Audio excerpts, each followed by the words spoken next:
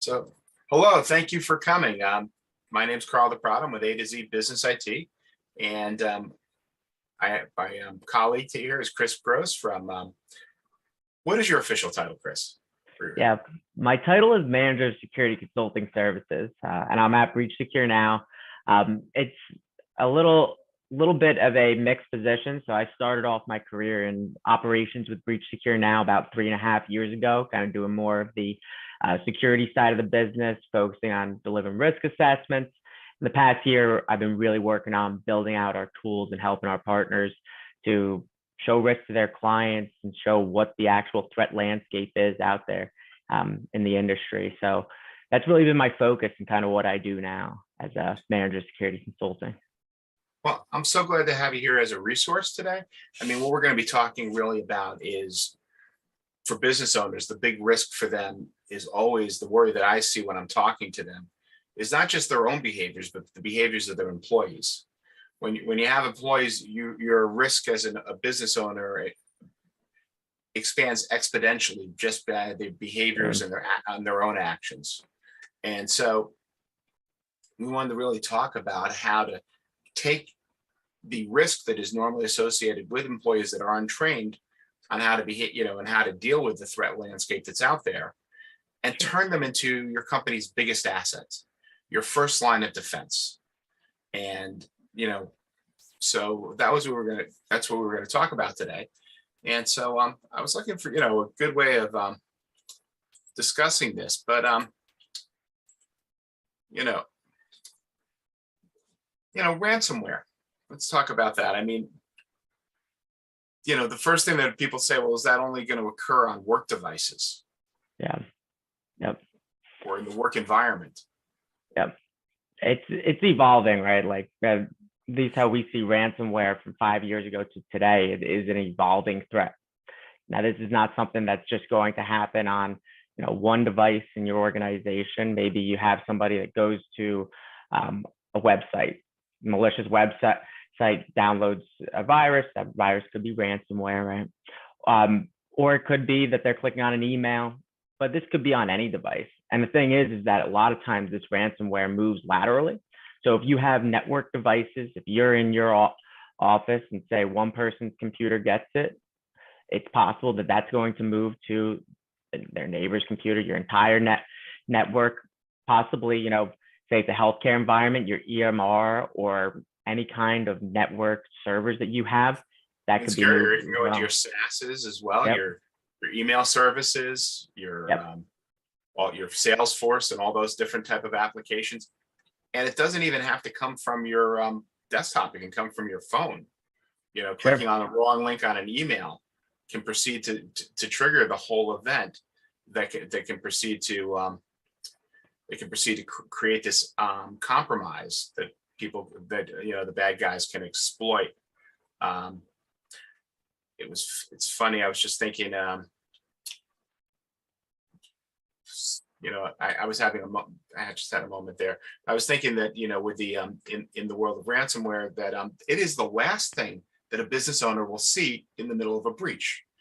I just had to remind myself, I was talking to a client, about the fact that if you get the ransomware, it probably means that they have been in your system for quite a while, exploiting all the other resources that can be done inside of your system. They're really harvesting your business data. They're learning it used to be they just put ransomware out, but now what they're looking at is the quality of the data, all of the different all the different locations that they can proceed to exploit the data outside of your touch point. And by doing that, what they might sell to the dark web, to other services.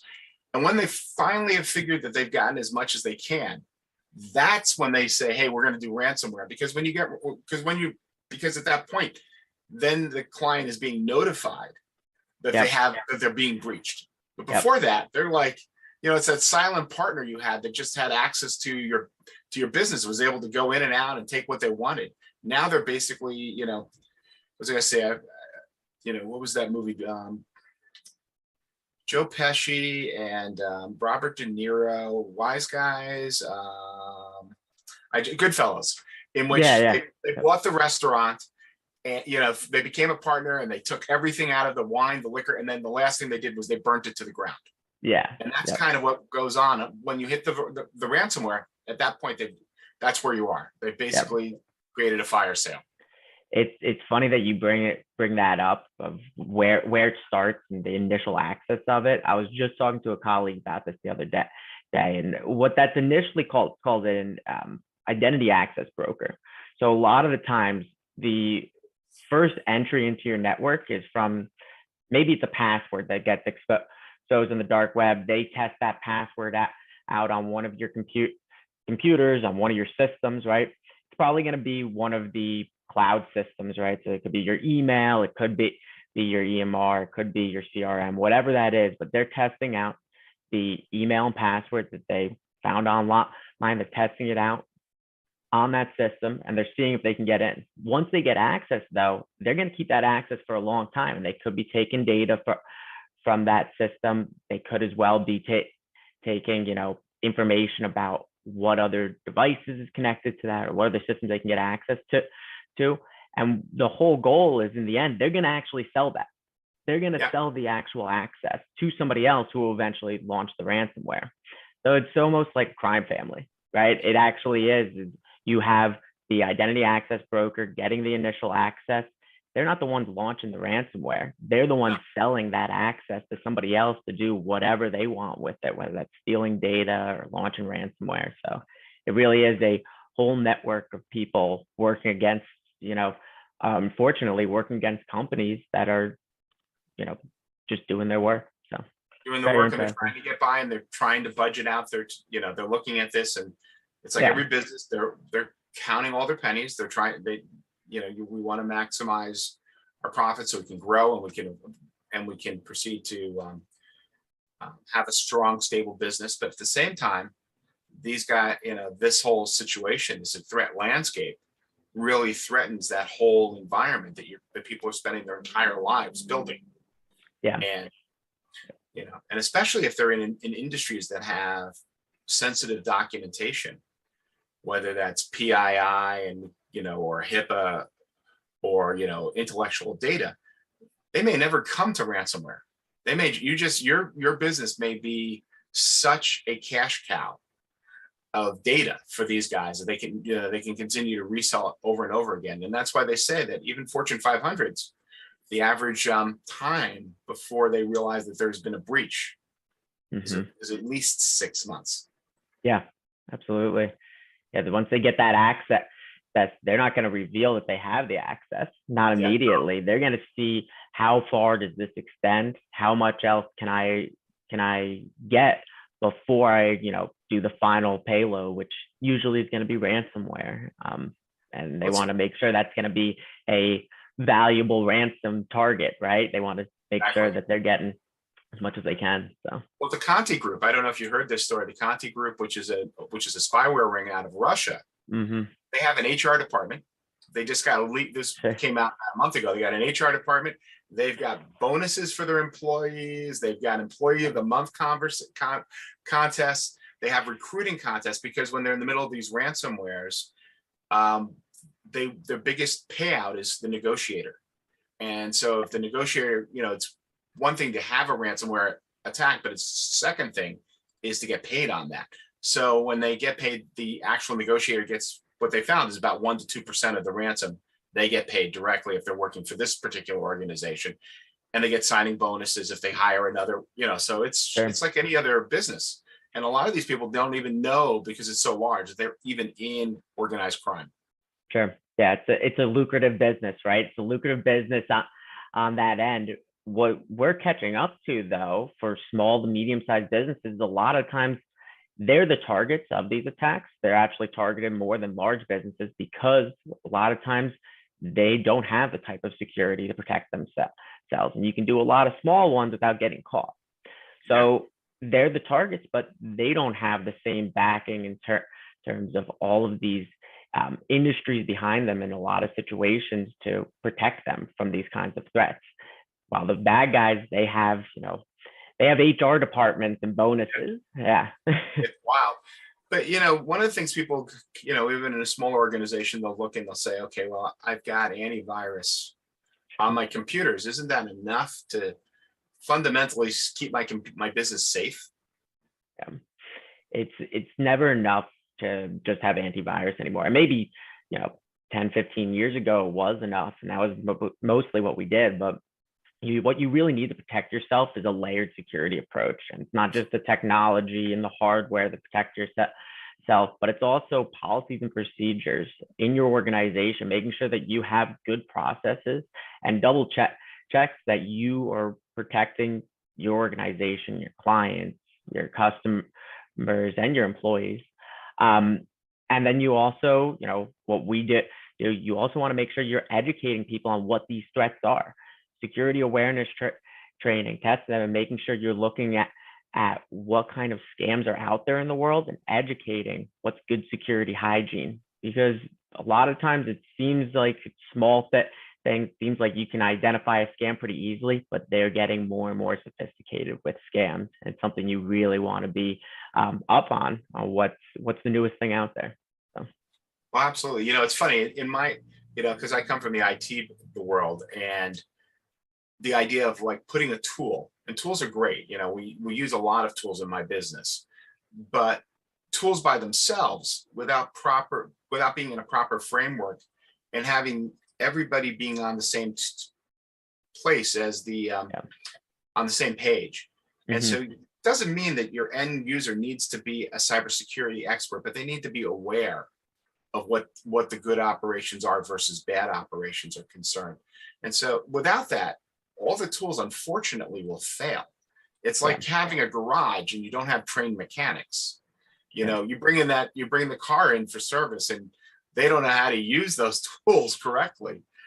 Then it's going to fail. Or they use the incorrect tools, or they use, they go to the dollar store and they pick up a wrench set, and they wonder why they can't rebuild an engine, or they can't pull out a transmission accordingly. So it is an investment, but the payback is the protection that you're going to have and the ability to sleep at night.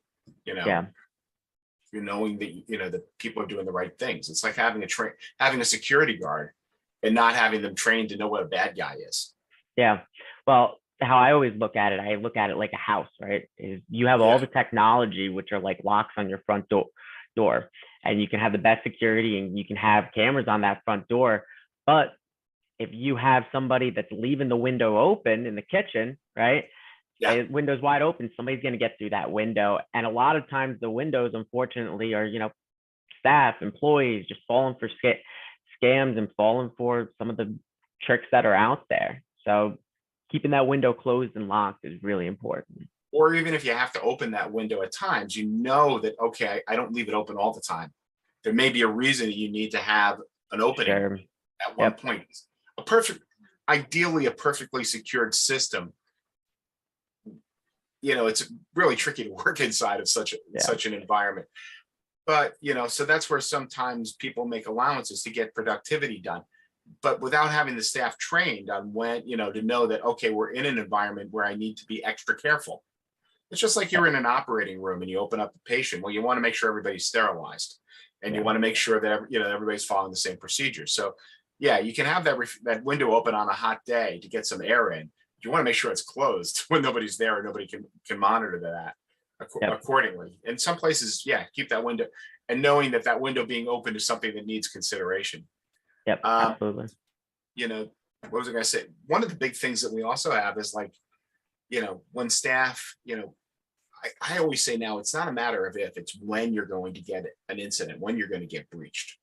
And now, or when you're becoming aware. And so one of the things that, and we talk about this going back to policies and training, is like, what does a staff do when they've just realized that either they've made a mistake, they got scammed, they gave somebody's credentials, they realized, oh wait, I wasn't supposed to click on that. Or, and what they would do, how they should handle that accordingly.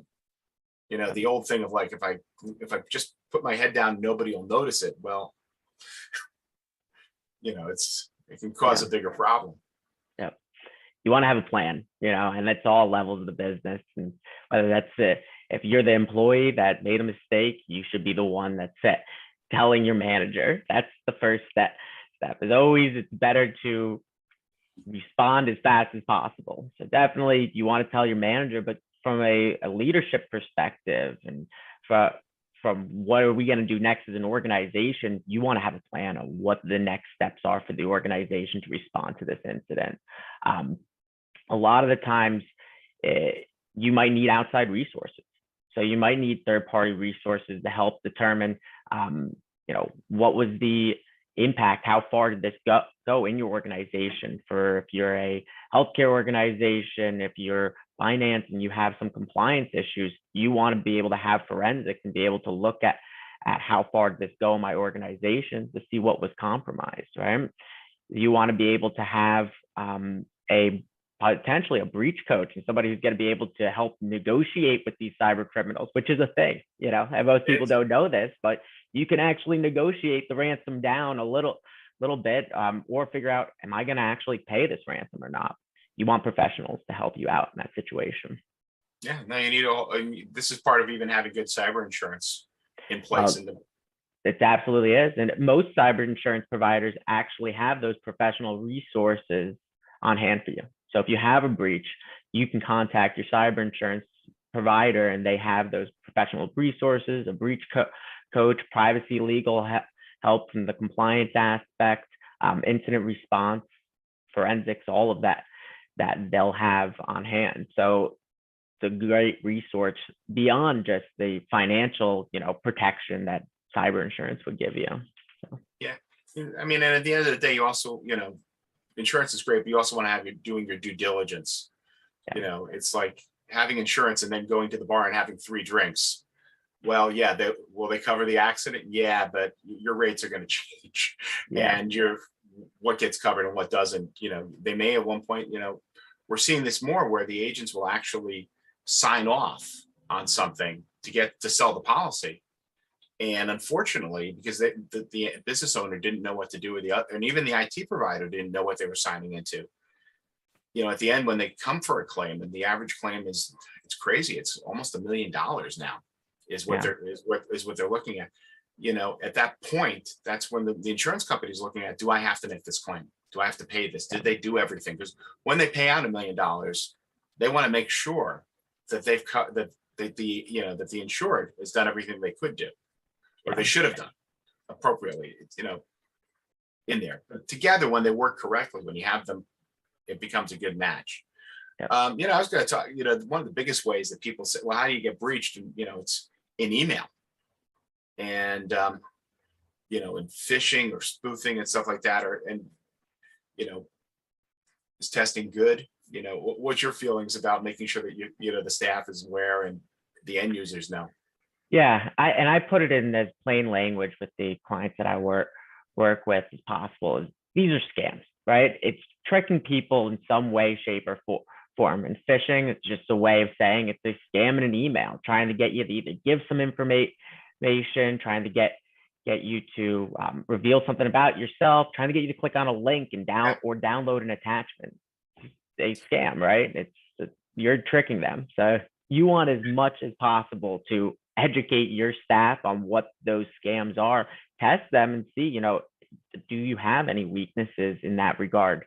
It's just like testing your systems and seeing, can I restore my systems? Can I do a penetration or vulnerability scan? Is there any holes in my systems? The same thing when it comes to testing your staff as well.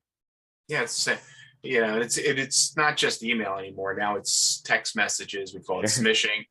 And, or on social media, there's doing the same thing because you can message in there. And at the same, so it's always trying to figure out the validity of who's sending you that message. Yeah, it's phone scams too, right? Phone scams never went away.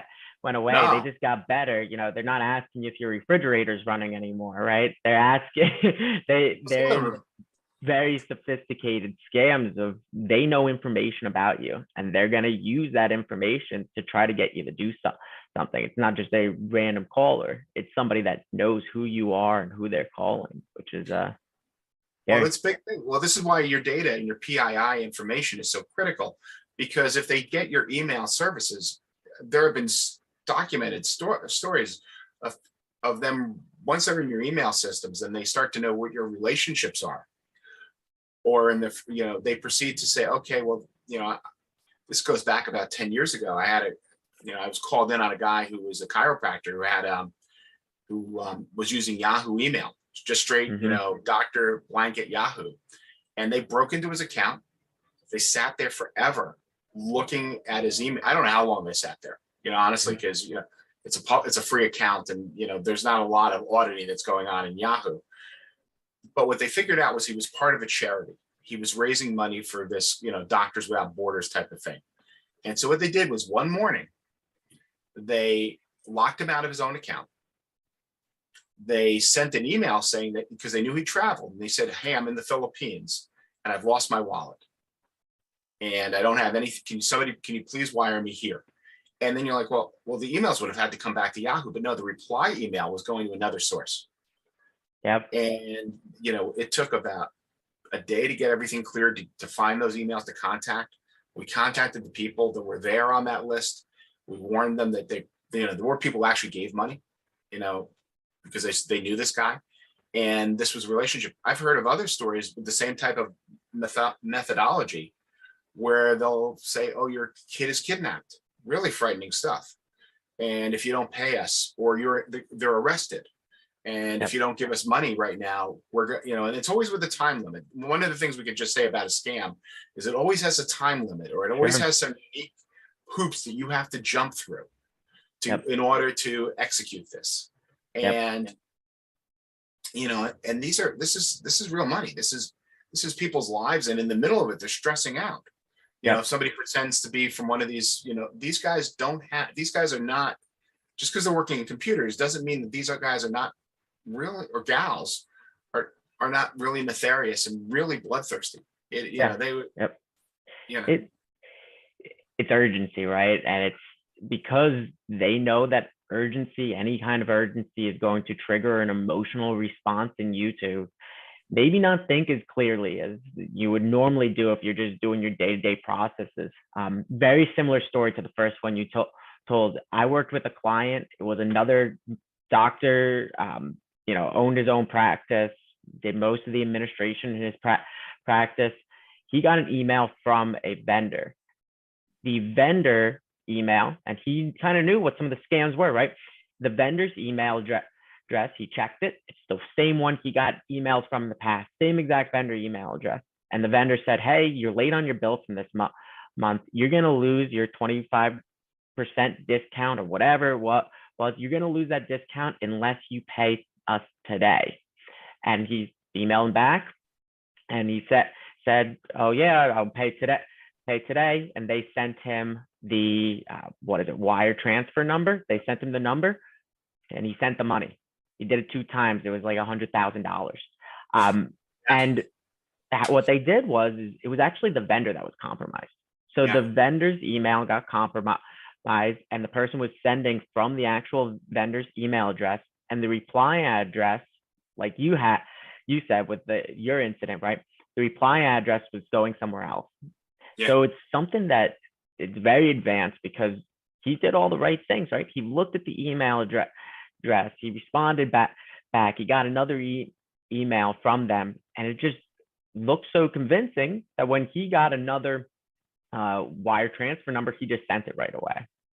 But some policies and procedures in place would have helped him if you had a policy that said, hey, we're not going to send anything via wire transfer without making two checks, right? Without making maybe a phone call as well to a new wire transfer number. So what's scary about a wire transfer, from what I've understood, and I'm not offering legal advice, but from what I've talked to, and I do from people, is once that's transferred, it's not insured.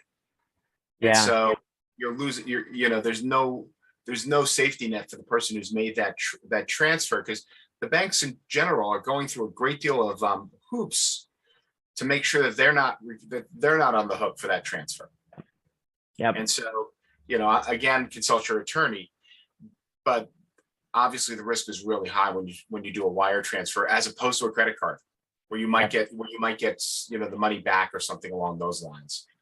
And it's one Um, of the questions asked too, Carl, when you're getting your cyber insurance. Does it protect you from those type of things? Because, right, that's a sub limit that's in some of these policies, but you want to see how much that sub limit is. You could have $1 million policy, but when it comes to, some kind of coverage against an incident similar to that, it could be a lower sub limit. So you want to be looking at all of these things when you're getting cyber insurance and making sure you're getting a good policy to really cover you in those areas. So yeah, and like you said, having good procedures in place is absolutely critical too, yeah.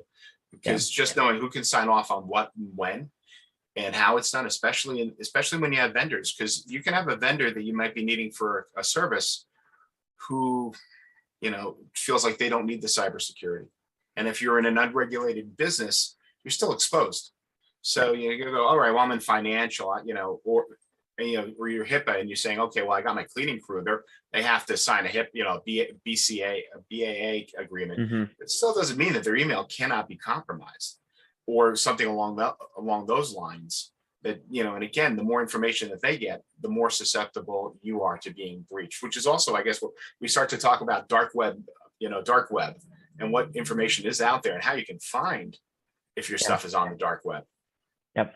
Uh, we were talking about how these scams are getting more sophisticated, and they know things about you, and that's how it's becoming more sophisticated. They can get it off social media, some information about you. But one of the biggest areas that cyber criminals will use to get information about you and kind of build this scam against you is the dark web.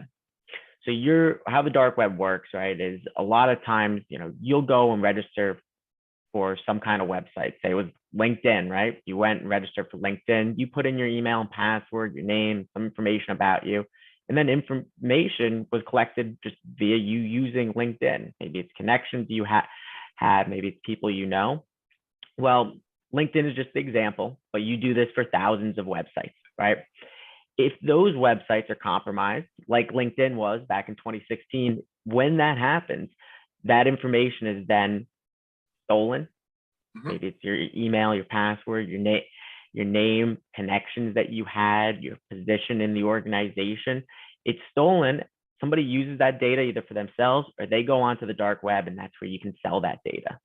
Selling that data, maybe they're selling all of it, the email, password, but they sell it to cyber criminals. Cyber criminal will buy it, and it's cheap. Hundreds of thousands of emails and passwords and some other data around who that individual is can be sold for hundreds of dollars, right?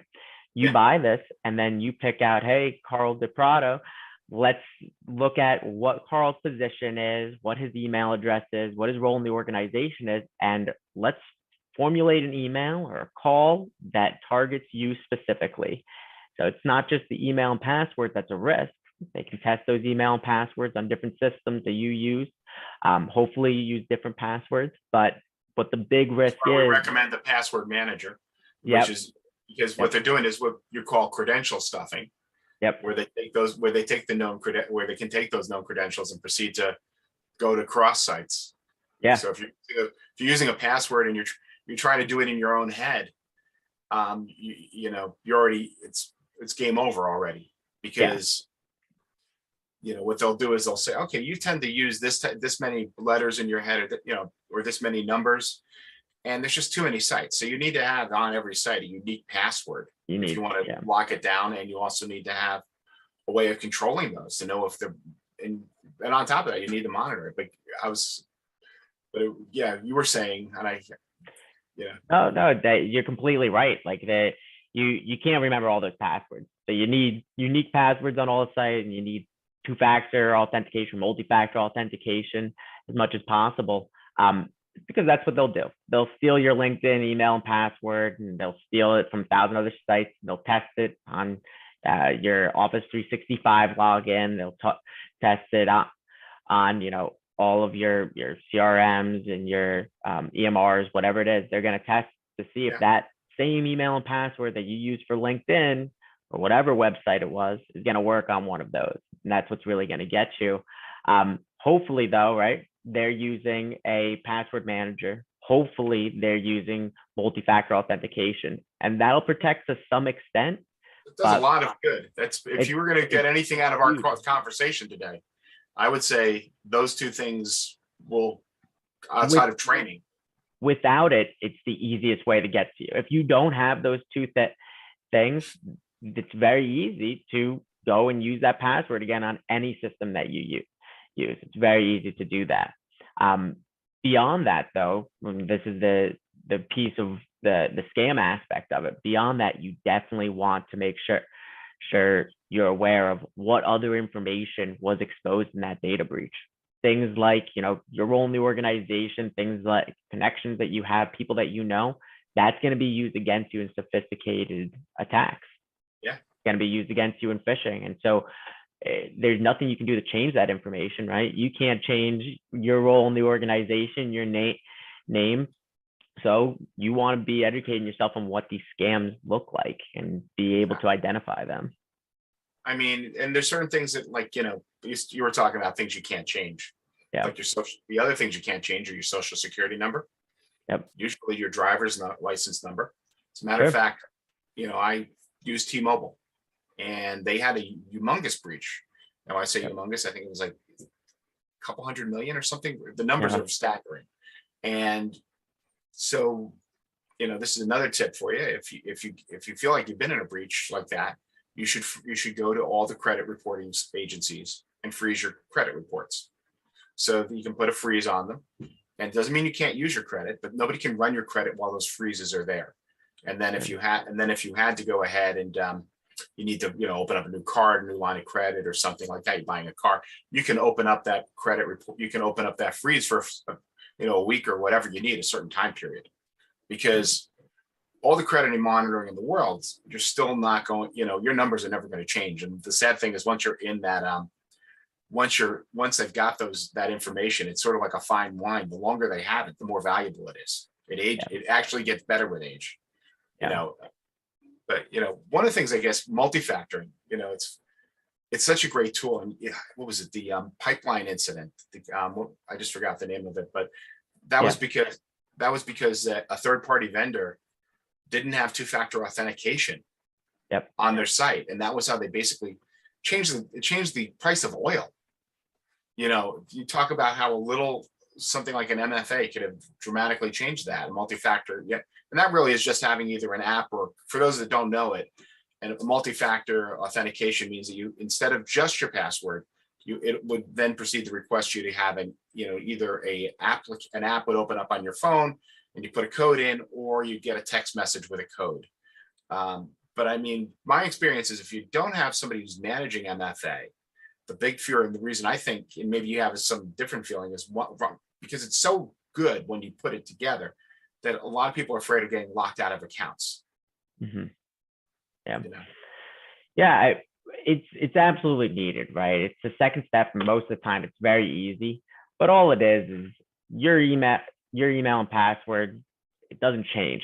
At least with multi-factor authentication, it's something that's constantly changing. Something that it's going to be easy for you to access, but very, very difficult for somebody else to access that secondary code that's on your phone or your laptop, whatever that is. So while it's an added step, it's a ton of extra security. It takes you, maybe a half a second longer, Carl, with some of these new systems. When I do my two-factor authentication, I press a button on my phone that says accept, and you're into the system.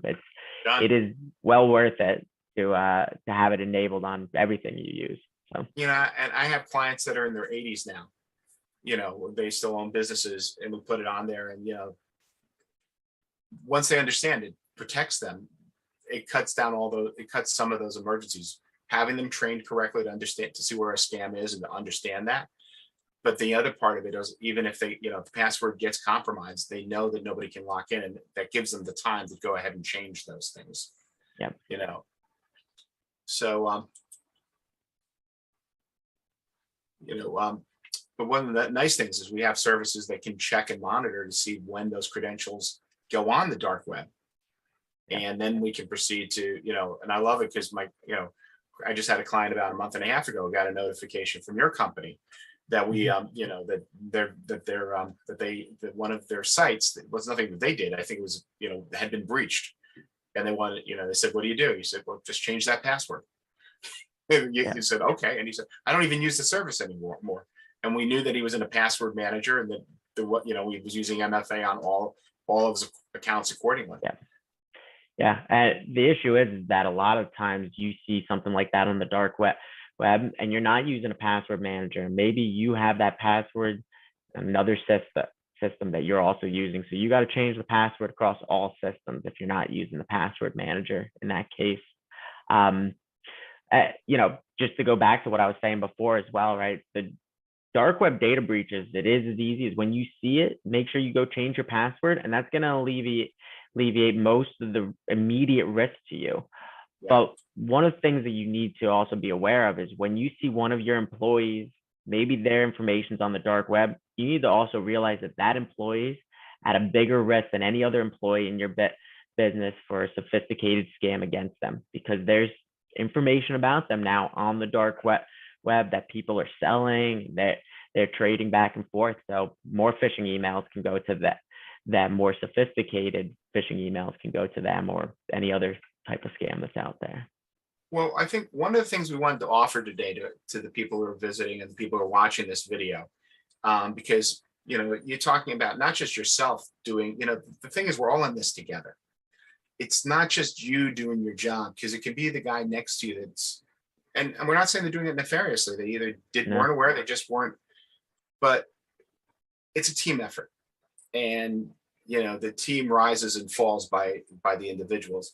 And so what we wanted to do is we're going to offer, to you guys is a link to a free assessment test. If you, I'm going to put some contact information here into the bottom of the page. But if you're not sure that you're protected, first of all, feel free to give me to schedule an appointment. We can go through and we can evaluate where you are and what the risks are to your business. But on top of that, before you even do that, if you want to see, well, which ones of your employees are the most likely to click on the wrong things, we're happy to send you to a free quiz to give to your employees to baseline them, to see what's going on. And I'm also happy to give you guys a free dark web scan to see what passwords are currently out there. Now, this isn't a constant scan, but this will be a free scan for you to see, okay, well, these are at least the passwords that we have out here that are on there.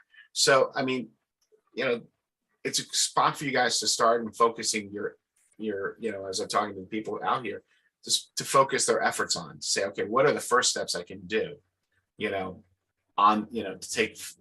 take action, which is always the hardest part. It's just to get out there and take action. Yeah, absolutely. And the first thing is knowing what kind of exposures in your organization. So go figure that out. And it's a great tool that you're offering there, Carl. Okay. Well, Chris, I appreciate the time you spent with us today. And it's been a great talk. I think we could go for quite a while longer on this, because unfortunately, there's so many different ways, it's so much that it's a pretty broad topic that we're talking about here. But, I hope everybody gets from this is, again, training, and which is not that hard to get done. I mean, when we do an average, we do online trainings, and they're about 45 minutes to get somebody up to speed. We're not talking about we're not talking they have to go back to school, and it's self-paced. And then, what we do is refreshers, where we're sending something so that they're top of mind, and some training that maybe takes 5 to 10 minutes a week, tops. And that's really on the extreme side, because once they get the idea that they go through, it's just really it's just to reinforce a habit, until it becomes just a behavior. So, I'm grateful for you guys. What you guys have done at Breach Secure now. And, and I thank you for your time today. Yeah, Carl. Yeah, thank you. And thank you, everybody else. And definitely we should do this again sometime. So. Absolutely. All right. Thank you. Great. Thanks.